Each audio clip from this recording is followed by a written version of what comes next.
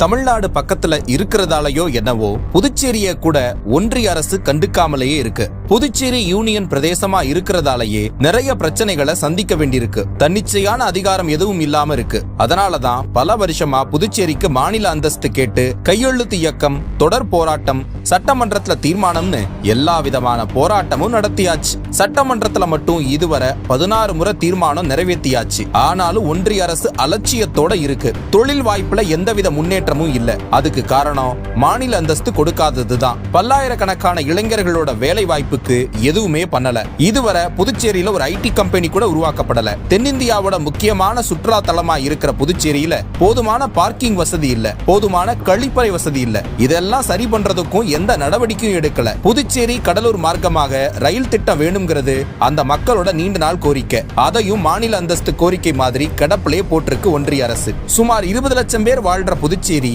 மத்திய நிதிக்குழுவுல இல்ல. அதனால புதுச்சேரிக்கு போதுமான நிதி ஒதுக்கப்படுறதில்ல. இதனால வெளியே கடன் வாங்க வேண்டிய நிலைமைக்கு புதுச்சேரி அரசு தள்ளப்படுது.